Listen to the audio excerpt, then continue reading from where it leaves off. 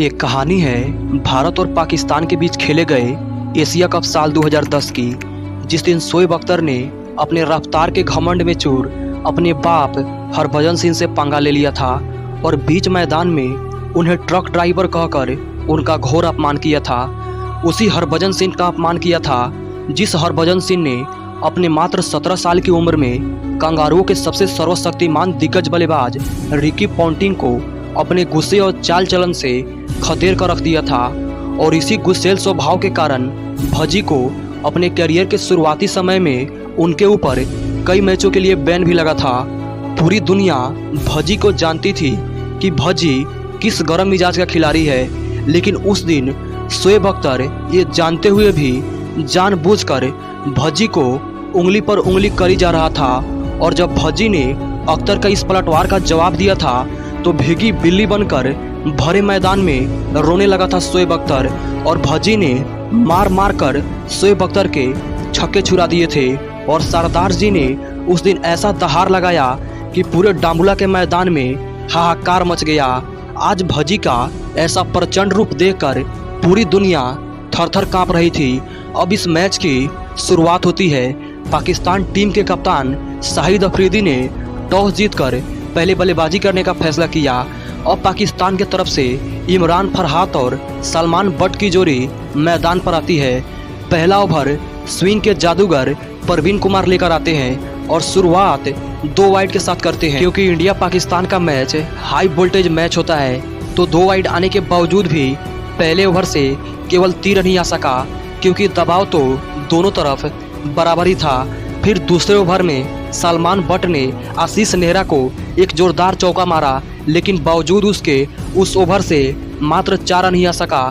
लेकिन अब दोनों ही बल्लेबाज रन गति को बढ़ाने के लिए कुछ शानदार शॉट खेले। लेकिन सलमान बट तो आज अलग ही अंदाज में बल्लेबाजी कर रहे थे, क्योंकि जहां इमरान फरहात 25 गेंदों पर केवल 11 रनों पर ही थे, तो वहीं सलमान बट लगातार चौके लगा रहे थे। और अब स्कोर भी 50 रनों के पार पहुंच जाता है। दोनों पाकिस्तान टीम को एक धीमी लेकिन एक सदी हुई शुरुआत दिला चुके थे और अब लग रहा था कि इनको रोकना मुश्किल होगा। लेकिन तभी 17वें ओवर की तीसरी गेंद पर हरभजन सिंह ने इमरान फरहात को रैना के हाथों कैच करा। 74 के स्कोर पर पाकिस्तान को पहला झटका दिया। इमरान फरहात 45 गेंदों पर 25 रन बनाकर पवेलियन चल दिए। अब शोएब मलिक के साथ मिलकर सलमान बट अपनी पारी को आगे बढ़ाते हैं और लगातार चौके पर चौके लगाए जा रहे थे। इसी बीच उनकी 50 भी पूरी हो जाती है। भारत को चैन का सांस लेने का मौका ही नहीं मिला, क्योंकि अब शोएब मलिक भी उनका खूब साथ निभा रहे थे। दोनों ने कुछ ओवरों तक भारतीय गेंदबाजों की खूब पिटाई किए। जिस गति से स्कोरबोर्ड तेजी से आगे भाग रहा था, उसे देख ऐसा लग रहा था कि आज पाकिस्तान टीम को 300 रन बनाने से किसी का बाप भी नहीं रोक सकता है, क्योंकि बाउंड्री के साथ सिंगल डबल भी आसानी से मिल रहा था। पाकिस्तान टीम का स्कोर 28.4 ओवर में 144 रनों पर केवल 1 विकेट था। लेकिन 5वीं गेंद पर जाहिर खान ने शोएब मलिक को बोल्ड कर दिया। शोएब मलिक ने 39 रन बनाए। उसके अगले ही ओवर में जडेजा के शानदार थ्रो और धोनी के बेहतरीन स्टंपिंग ने सलमान बट को भी रन आउट कर दिया। यह एक बड़ा विकेट था। सलमान बट ने 85 गेंदों पर 74 रनों की एक बेहतरीन पारी खेली। पाकिस्तान की टीम इस झटके से उभर पाती कि विराट कोहली के शानदार कैच ने उमर अमीन को भी पवेलियन का रास्ता दिखा दिया। जहां 144 पर केवल 1 विकेट ही था, तो वहीं अब 159 रनों पर 4 विकेट हो चुका था। लेकिन मैच ने एक बार फिर से करवट लिया जब उमर अकमल और अफरीदी ने रनों की बरसात सी कर दी। अफरीदी ने तो पहले हरभजन को एक चौका लगाया और फिर एक शानदार छक्का। आज अफरीदी का आतंक शोर मचा रहा था। लेकिन उसी बीच अकमल जडेजा की गेंद पर धोनी को कैच थमा देते हैं। अब पाकिस्तान टीम का स्कोर 37.3 ओवरों में 196 रनों पर 5 विकेट हो जाता है और अफरीदी अभी भी क्रीज पर मौजूद होते हैं। लेकिन परवीन कुमार ने खतरनाक दिख रहे अफरीदी को एलपीडब्ल्यू आउट कर दिया। लेकिन कमरान अकमल ने आखिरी के 5 ओवरों में कुछ शानदार शॉट लगाए। एक तरफ से विकेट गिरते जा रहे थे, लेकिन अकमल मानो आज कमाल करने के मूड में ही हो, और अकमल ने कमाल करके भी दिखाया। लेकिन उसी बीच मोहम्मद आमिर रन आउट हो जाते हैं। उसके बावजूद कमरान अकमल हर गेंद को छक्के में डील कर रहे थे, और जब तक आउट हुए तब तक 41 गेंदों पर 51 रनों की एक तेज तर्रार पारी खेल चुके थे। उसके बाद लास्ट ओवर में एक विकेट और मिलता है, और इसी के साथ पाकिस्तान की टीम 267 रनों पर ऑल आउट हो जाती है। अब भारतीय टीम को 268 रनों का टारगेट मिलता है। यह टारगेट आसान था, लेकिन पाकिस्तान के पास शोएब अख्तर, मोहम्मद आमिर की रफ्तार थी, तो वही शाहिद अजमल जैसे मिस्ट्री गेंदबाज जो पलक झपकते ही आपकी गिलियां उड़ाने का दम रखता था। अब भारतीय पारी की शुरुआत हुई और गौतम गंभीर ने पहले ही ओवर से अपने हाथ खोल दिए और लगातार बाउंड्री लगाए जा रहे थे। अब खरबूजा को देख तरबूजा भी रंग बदला, यानी शाहबाग ने भी एक चौका जरूर लगाया, लेकिन 11वें ओवर की दूसरी गेंद पर शाहबाग विकेटकीपर को कैच थमा देते हैं। जिस शाहबाग को विस्फोटक पारी के लिए जाना जाता था, वही शाहबाग आज 11 रन बनाए, लेकिन उसके लिए उन्होंने 32 गेंदों का सामना किया। अब विराट कोहली मैदान पर आते हैं और आते ही चौका लगाकर टीम के स्कोर को 50 रनों के पार पहुंचा दिया। अब कोहली गंभीर की जोड़ी स्कोर बोर्ड को आगे बढ़ाती है, लेकिन 82 के स्कोर पर अजमल की फिरकी विराट कोहली का विकेट ले उड़ती है।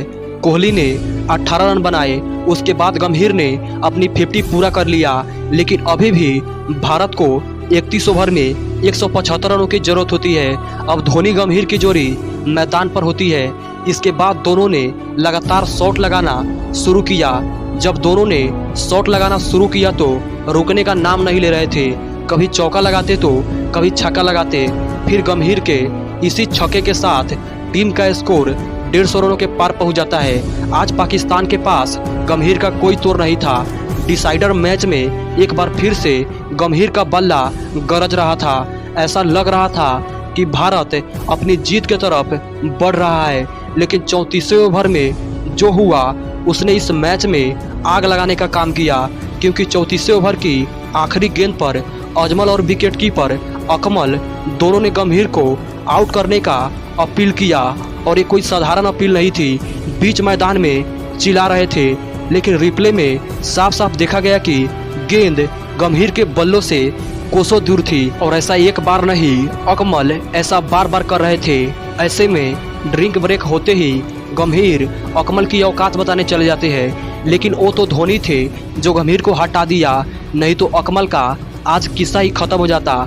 लेकिन धोनी ने ड्रिंक ब्रेक के बाद अख्तर को जोरदार छक्का मारते हैं। फिर गंभीर अगले ही ओवर में बोल्ड हो जाते हैं, लेकिन अजमल का ऐसा जश्न हर भारतीय को चुभ रहा था। गंभीर ने शानदार 83 रनों की आतिशी पारी खेली। उसके बाद मैदान पर रोहित शर्मा आते हैं और आते ही कुछ शानदार शॉट जरूर लगाते हैं, लेकिन वो भी टीम का साथ छोड़ देते हैं और शाहिद अफरीदी की गेंद पर एलपीडब्ल्यू आउट हो गए। लेकिन अभी भी धोनी क्रीज पर मौजूद होते हैं, लेकिन जब 47 गेंदों पर 58 रनों की दरकरार थी, तभी धोनी एक खराब गेंद पर प्ले डन आउट हो जाते हैं। अब यहाँ से भारतीय टीम यह मैच लगभग हार चुकी थी। अब सारा का सारा दारोमदार सुरेश रैना पर था, लेकिन रवींद्र जडेजा भी अजमल के हाथों बोल्ड हो गए। पाकिस्तान का ऐसा जश्न घाव पर नमक छिड़कने का काम कर रहा था। अब हरभजन सिंह मैदान पर आते हैं। अब यही से इतिहास लिखा जाना था, एक ऐसा इतिहास जो दुनिया के लिए इतिहास बनकर रह गया। उसी ओवर में रैना ने अजमल को चौका जड़ा, फिर उसके बाद शानदार छक्का जड़ मैच को भारत की तरफ ला दिया। अब यहाँ से भारतीय टीम को जरूरत थी 23 गेंदों पर 36 रनों की। अब उम्मीदें धुंधली सी लग रही थी, तो वहीं भजी ने शोएब अख्तर को एक लंबा छक्का जड़ इस मैच को फिर से जिंदा कर दिया। लेकिन अब धीरे धीरे यह मैच आगे बढ़ता है और एक वक्त पर भारत को 14 गेंदों पर 21 रनों की दरकरार होती है।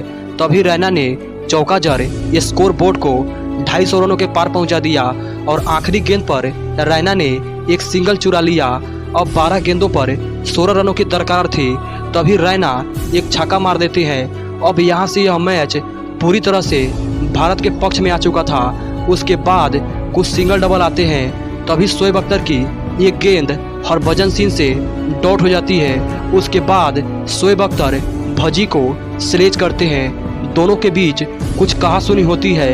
अब शोएब अख्तर अपनी औकात दिखाते हैं क्योंकि उनके हाथ से यह मैच जा रहा था। उनके पास रोने के सिवा कोई चारा नहीं था। लेकिन तभी सिंगल लेने के चक्कर में सुरेश रैना आउट हो जाते हैं। इसी विकेट के साथ भारत की जीत की उम्मीदें दफन सी हो गई। रैना ने शानदार 27 गेंदों पर 34 रन बनाए, लेकिन टीम को जीत नहीं दिला सके और पवेलियन चल दिए। लेकिन शोएब अख्तर ने हरभजन को एक बार फिर उंगली कर दिया। अब तो जो हरभजन के अंदर गुस्सा भरा था मानो आग की ज्वाला बन चुका था, और जैसे तैसे सिंगल डबल लेने के बाद मैच और करीब आ जाता है। और अब भारतीय टीम को 2 गेंदों पर 3 रनों की दरकार होती है। तभी हरभजन सिंह ने मोहम्मद आमिर को एक लंबा छक्का मार मैच ही खत्म कर दिया। उसके बाद शोएब अख्तर का चेहरा किसी भीगी बिल्ली की तरह हो चुका था। इस मैच में पाकिस्तान ने अपनी हदें पार कर दिया था, इसलिए उनको यह बताना जरूरी था कि आप हद से पार नहीं जाओ तो ही बेटर होगा। दोस्तों, कैसा लगा आपको इस मैच की कहानी कमेंट करके ज़रूर बताइएगा। और यदि वीडियो अच्छी लगी तो वीडियो को लाइक और चैनल को सब्सक्राइब करके बेल आइकन को प्रेस जरूर कीजिएगा। तब तक जय श्री राम, जय श्री कृष्णा, जय हिंद, जय भारत।